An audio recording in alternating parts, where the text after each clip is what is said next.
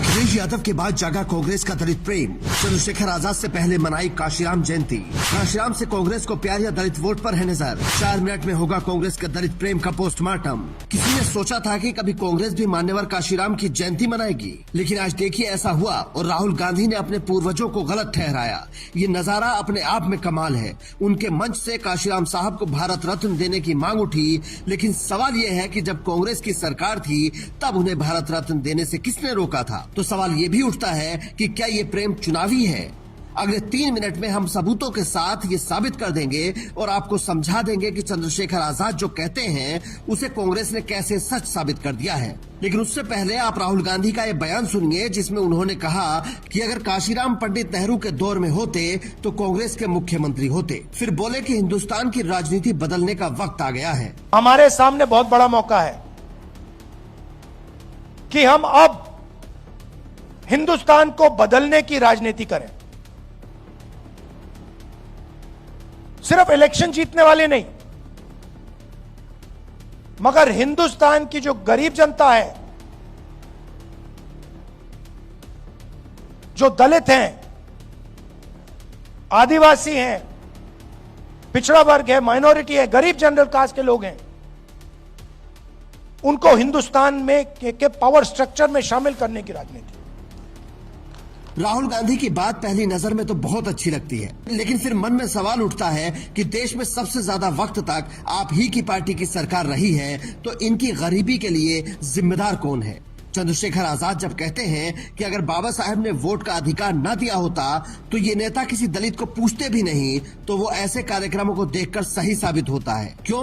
वो आपको समझाते हैं और कांग्रेस का असली दलित प्रेम दिखाते हैं। पहले काशीराम साहब से ही शुरू करते हैं, उसके बाद बाबा साहब पर आएंगे। 1984 में काशीराम साहब ने पहला चुनाव पंजाब के होशियारपुर से लड़ा और कांग्रेस ने उन्हें हराया। 1989 में उन्होंने दूसरी बार लोकसभा चुनाव पूर्वी दिल्ली से लड़ा और कांग्रेस ने ही उन्हें हराया। इसके बाद 1991 में काशीराम साहब ने यूपी के इटावा से चुनाव लड़ा और वहां भी कांग्रेस ने ही उन्हें हराया। लेकिन जब आज उनकी पार्टी राजनीतिक रसातल में है तो काशीराम साहब की जयंती मनाई जा रही है। इससे पहले कभी ये काम क्यों नहीं किया गया?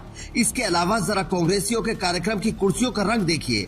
इन्होंने पूरे हॉल में नीले रंग की कुर्सियां लगवाई हैं। जिस रंग को दलित सीने से लगाकर चलते हैं उस पर ये लोग बैठे हैं और बात दलित प्रेम की हो रही है। दरअसल दलित प्रेम से किसी को दिक्कत नहीं है, लेकिन केवल वोट के लिए दिखावे से दिक्कत है। क्योंकि आजादी से पहले कांग्रेस ने बाबा साहब के साथ जो कुछ किया वो तो छोड़ दीजिए, आजादी के बाद भी कांग्रेस की कुंठा कम नहीं हुई। 1952 में जब आम चुनाव हुए तो कांग्रेस ने ऐलान किया कि अगर अंबेडकर सुरक्षित सीट से चुनाव लड़ेंगे तो वो उनके खिलाफ उम्मीदवार नहीं उतारेगी। लेकिन जब बाबा साहब ने उत्तरी मुंबई से पर्चा भरा तो कांग्रेस ने वहां से अपना उम्मीदवार उतार दिया। पंडित नेहरू से लेकर सारे बड़े नेताओं ने बाबा साहब को हराने के लिए एड़ी चोटी का जोर लगाया और वो करीब 15,000 वोटों से चुनाव हार गए। इसके बाद बाबा साहब राज्यसभा चले गए, लेकिन वो लोकसभा जाना चाहते थे और 2 साल बाद भंडारा सीट पर उपचुनाव हुआ तो वहां से पर्चा भर दिया, लेकिन वहां भी कांग्रेस ने उन्हें हरा दिया।